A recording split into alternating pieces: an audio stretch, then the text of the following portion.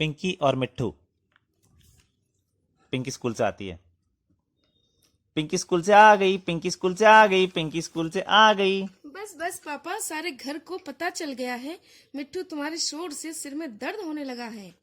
शुक्र है घर में कोई ऐसा है जो पिंकी से भी ज्यादा बोलता है। पोस्टमैन बिल, टेलीफोन का बिल देता है। टेलीफोन का बिल इतना ज्यादा, पहले कभी इतने ज्यादा पैसे नहीं आए। चिल्लाते हैं जैसे, पिंकी क्या है पापा? तुम स्कूल से होमवर्क लिखकर नहीं लाती, फिर फोन पर साथियों से होमवर्क पूछती हो, इसलिए इस बार बिल बड़ा चढ़ाकर आया है। पापा, पिछले 2 महीनों से मैं बकायदा होमवर्क स्कूल में लिख कर ला रही हूँ। तो फिर तुम्हारी मम्मी अपनी सहेलियों से गप्पे मारने के लिए टेलीफोन का इस्तेमाल करती होंगी। मेरी जितनी सहेलियां थीं वह सब अमेरिका, इंग्लैंड और सऊदी अरब चली गई हैं।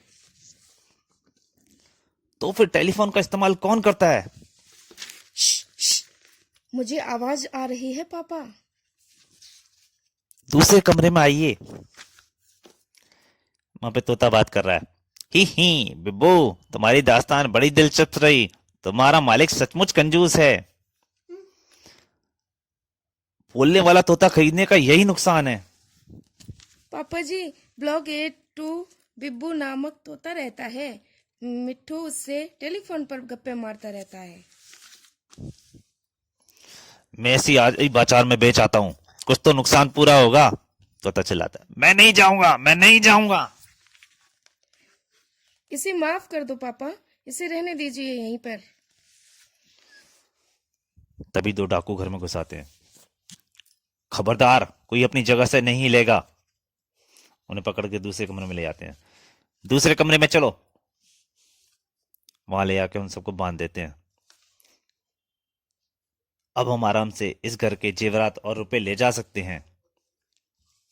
तभी गोली चलने की आवाज आती है, धाएं। गिरफ्तार कर लो इन बदमाशों को। पुलिस आ जाती है अंदर। धन्यवाद कांस्टेबल राम लोभाया जी। लेकिन अचानक आप इस घर में कैसे आ धमके? तुम्हारे तोते मिट्ठू ने पुलिस स्टेशन टेलीफोन किया था कि घर में डाकू घुस आए हैं। मिट्ठू की वजह से एक फोन का बिल और बढ़ गया पापा। नहीं, उसने अच्छा काम किया है और अब वह हमेशा इसी घर में रहेगा।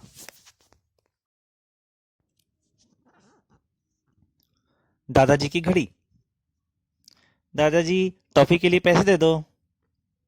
पैसे नहीं है पिंकी।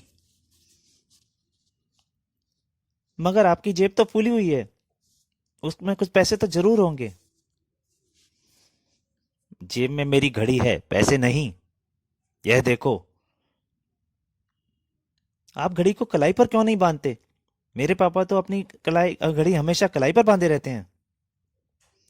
क्योंकि यह जेब घड़ी है, रिस्ट वॉच नहीं।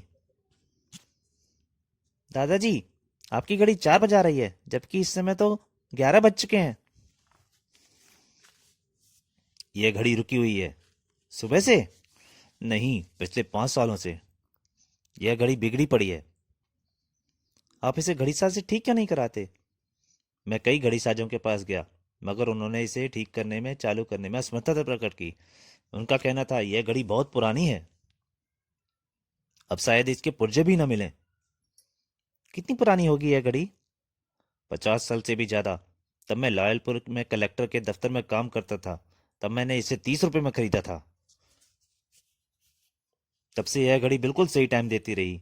मगर हमारे दफ्तर का ब्लॉक घर रेलवे स्टेशन घड़ी चाहे आगे पीछे हो जाए, मगर मेरी घड़ी ने कभी भी गलत टाइम नहीं दिया। 5 साल पहले बारिश में भीगने से यह घड़ी अचानक रुक गई। मैंने चांदनी चौक में कई घड़ी साजों को इसे दिखाया, कोई इसे ठीक नहीं कर सका।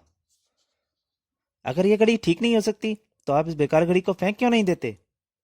नहीं फेंक सकता, पुरानी चीजों से लगाव हो जाता है। जामा मस्जिद का एक घड़ी साज मियाँ रशीद इसे ठीक करने को तैयार हो गया था, मगर 70 रुपए मांगता था। मैं 30 रुपए की घड़ी के 70 रुपए कैसे दे देता? तभी टेलीफोन की घंटी बजती है। Train train. टेलीफोन। मैं देखती हूँ।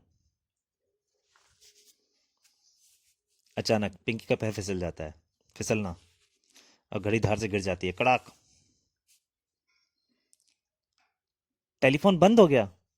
पिंकी, तुमने मेरी घड़ी गिराकर तोड़ दी। पहले ये कौन सी चलती थी? आप ही ने तो कहा था 5 साल से बंद पड़ी है। तभी पिंकी की आवाज सुनाई देती है, टिक टिक टिक।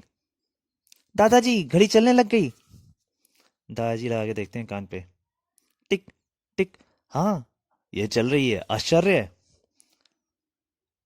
दादाजी, रशीदी घड़ी साज ने इसे ठीक करने के 70 रुपए मांगे थे, मुझे टॉफियों के लिए पैसे ही दे दो। तो दोस्तों, पसंद आई हो तो प्लीज़ लाइक कीजिए, सब्सक्राइब कीजिए और ज़्यादा से ज़्यादा शेयर कीजिए। धन्यवाद।